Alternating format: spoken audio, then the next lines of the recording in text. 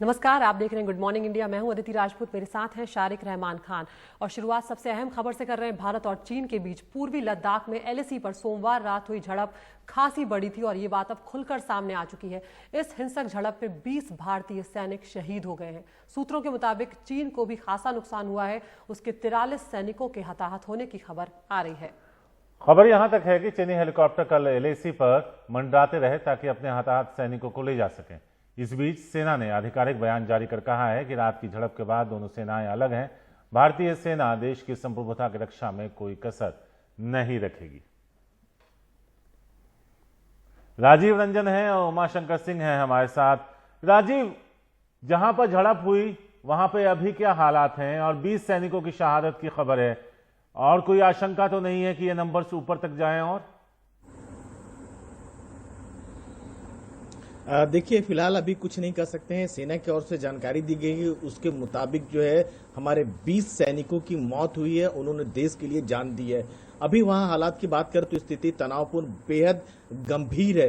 पिछले 1.5 महीने से चीन और भारत के सैनिक बिल्कुल आमने सामने हैं। जब चीन ने एतराज जताया था कि भारत अपने इलाके में, खासतौर से गलवान घाटी के निजी इलाके में स्थानीय लोगों की मदद के लिए जो सड़क बना रहा था, उस दौरान चीन ने एतराज जताया था और उसके बाद तनातनी लगातार बढ़ गया है। भारत जो है फिंगर 4 यानी पेंगोंग त्सो का जो फिंगर 4 का इलाका है, वहां से अब आगे पेट्रोलिंग करने के लिए नहीं जा पा रहा है। पहले भारतीय सैनिक फिंगर 8 तक जाते थे। उसके बाद 6 जून को जो है कोर कमांडर लेवल पर बातचीत होती है। कोर कमांडर मतलब उस इलाके का जो सबसे टॉप जनरल होता है, लेफ्टिनेंट जनरल लेवल पर बातचीत होती है चीन के साथ, और उसके बाद सहमति बनती है कि आपसी बातचीत से सीमा विवाद को सुलझाएंगे। और उसी बातचीत को सुलझाने के लिए हमारे सैनिक गलवान घाटी में जाते हैं और वहां एक हिंसक झड़प होती है जिसमें हमारे 20 सैनिकों की जान चली जाती है। तो आप अंदाजा लगा सकते हैं कि हालत कितनी गंभीर है। और सबसे बड़ी बात है कि ये जान गोली चलने से नहीं जाती है, बल्कि हाथापाई से जाती है। पत्थर चढ़ाए जाते हैं, जो है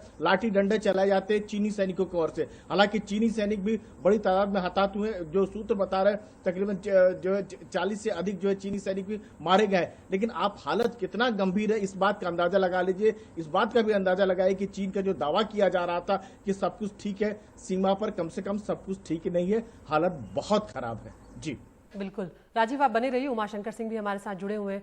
उमा, पिछले लंबे वक्त से ये जो विवाद है ये हम देख रहे हैं। 1.5 महीने का वक्त हो चुका था। ऐसे विवाद पहले भी हुए हैं, लेकिन हम अपने ही एलएसी के अपने ही इलाके में हम सड़क बना रहे हैं, उसका चीन विरोध कर रहा है। लगातार अलग अलग हिस्सों में वो अपनी तैनाती जो है वो बढ़ाता जा रहा है। गलवान को लेकर इस बार उसकी जिस तरह की तैनाती थी और जिस तरह के संकेत उसकी तरफ से, सेना की तरफ से मिल रहे थे, साफ लग रहा था कि इस बार चीन के इरादे जो है वो ठीक नहीं है, क्योंकि बातचीत के स्तर पर कुछ और हो रहा था और जमीन पर कुछ और हो रहा था।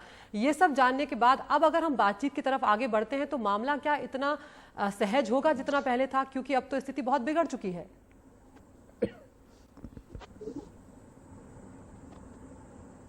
जी बिल्कुल अदिति, आपने सही कहा कि बहुत ही अप्रत्याशित माहौल और अभी जो स्थिति है वो बन गई है। और ऐसे में एक बहुत ही ज्यादा जरूरत की और विल पावर की जरूरत होगी दोनों ही देशों की तरफ से इस बात को शांतिपूर्ण तरीके से अब से आगे शांतिपूर्ण तरीके से सुलझाने की। जहां तक बात सड़क बनाने की है भारत की, तो भारत बिल्कुल अपने इलाके में सड़क बना रहा है। वो तो उस इलाके को भी नहीं टच कर रहा है जो कि जिस एलएसी को लेकर के विवाद है। लगातार हम इस बात को बताते रहे कि किस तरह से एक चौड़ी पट्टी है एलएसी, 4 से 6 किलोमीटर लंबी चौड़ी पट्टी है, और उसके आखिरी सिरे तक चीन ये क्लेम करता रहा है कि ये उसकी टेरिटरी है, और हम दूसरे सिरे तक क्लेम करते रहे कि हमारी टेरिटरी है। तो ये पेट्रोलिंग वगैरह दोनों ही देशों की तरफ से हमेशा से होता रहा है, दशकों से होता रहा है। लेकिन इस बार चीन जो है वो बहुत ही मजबूती के साथ आकर उस पॉइंट तक बैठ गया जहां पे पहले वो सिर्फ पेट्रोलिंग के लिए आता था। अब आगे बातचीत का रास्ता क्या निकलता है? मैकेनिज्म जो पहले से तय है 1993 के border peace and tranquillity agreement के तहत, उसमें सैन्य और राजनयिक स्तर दोनों पे ही मैकेनिज्म तय है। जो तनाजे वहां बॉर्डर पे फ्लैग मीटिंग या बॉर्डर पर्सनल मीट के जरिए नहीं निपटता है, वो यहाँ पे डिफेंस मिनिस्ट्री के पास आता है और फिर सरकार उस पर विचार करके और जो बॉर्डर डिस्प्यूट को लेकर स्पेशल रिप्रेजेंटेटिव्स हैं दोनों देशों के, उनके बीच बातचीत के जरिए मसले को सुलझाने की कोशिश होती है। तो अब जब सैन्य स्तर पे जब बातचीत चल रही थी, उसके बाद इतनी बड़ी जो एक घटना चीन की तरफ से कर दी गई है, तो अब राजनयिक स्तर पे ही इसको सुलझाने का सारा दारोमदार होगा। और ये भी देखना है कि अब बाकी दुनिया के देश जो हैं वो किस तरह से इस पूरे घटनाक्रम पे अपनी राय देते हैं। अभी जानकारी ये आई है कि अमेरिका ने जो है वो ये कहा है कि पूरे एलएसी को लेकर जो सिचुएशन है उस पर उसकी नजर बनी हुई है, और उसने इस बात को लेकर एक संतुष्टि जताई है कि दोनों देशों ने शांतिपूर्ण तरीके से इसको और बातचीत के जरिए इसको सुलझाने का जो अपनी जो मंशा है वो जताई है। लेकिन ये मंशा लगातार जताई जाती रही है। कल भी विदेश मंत्रालय का जो बयान आया उसमें भी ये कहा गया कि हम शांतिपूर्ण तरीके से हल चाहते हैं, लेकिन साथ में ये फर्मनेस भी दिखाई गई कि अगर हमारे क्षेत्र को, हमारी संप्रभुता को, हमारी अखंडता को चुनौती दी जाती है तो हम उसको बर्दाश्त नहीं करेंगे। तो आज ये पूरे दिन ये देखना पड़ेगा कि किस तरह का एंगेजमेंट होता है, किस तरह की जानकारी उससे निकलकर सामने आती है। और चीन जो बिल्कुल ही एक ऐसा रुख तैयार करके बैठ गया है कि ये इस खून खराबे की हद तक पहुंच गया है, तो अब क्या वो उस स्थिति से वापस लौटने को तैयार होता है जहां आकर वो बैठ गया है। लेकिन उमा, यही सवाल आपसे था कि अब आगे का सफर कितना मुश्किल रहेगा।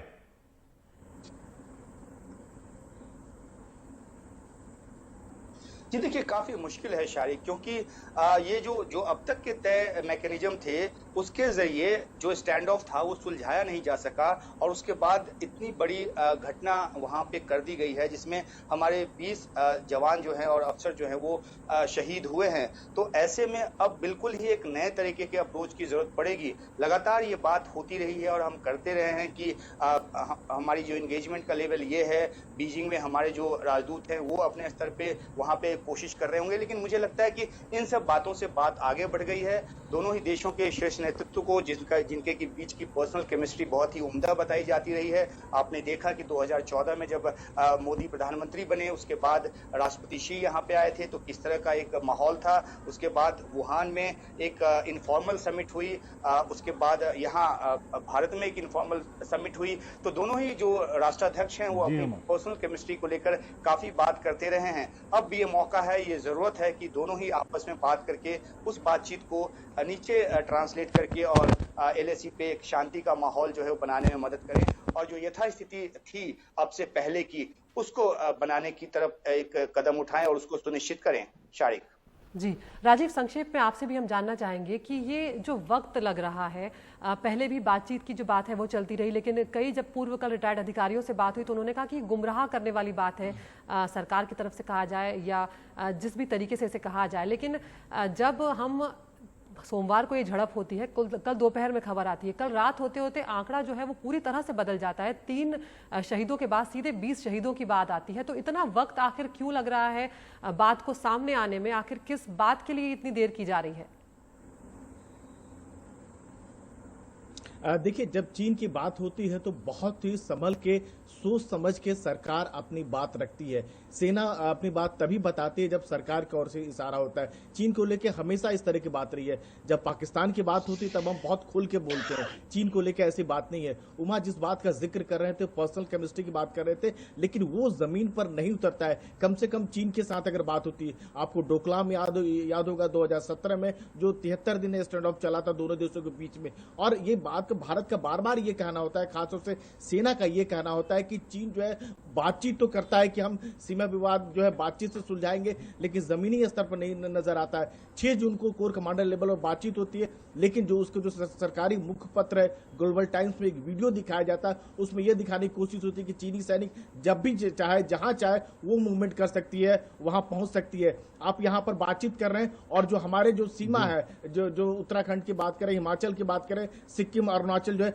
अपनी सैनिकों की तादाद बढ़ाते हैं। सैनिकों की तादाद ही नहीं बढ़ाते बल्कि भारी हथियार तैनात करते हैं, टैंक और तोप वगैरह तैनात करते हैं। तो आपकी मंशा साफ नजर आती है। चीन की खासतौर से बात है, यानी आप बात कुछ करते हैं और जो जब जमीन पर दिखाने की बात होती है वो आपको कुछ नजर आता है, एक दोहरा चरित्र नजर आता है। जी, चीन का शुक्रिया राजीव और उमा आप दोनों का इस पूरी बातचीत के लिए। तो एक तरीके से अगर देखें तो जब ये पूरा विवाद चल रहा था अदिति, तो एक तरीके से एक फील देने की कोशिश की गई थी हिंदुस्तान में कि सब कुछ ठीक है, सामान्य है, बातचीत चल रही है, स्थिति नियंत्रण में है। लेकिन जो घटना हुई है उसमें 20 जवानों की जान गई है वो देश के लिए शहीद हुए हैं।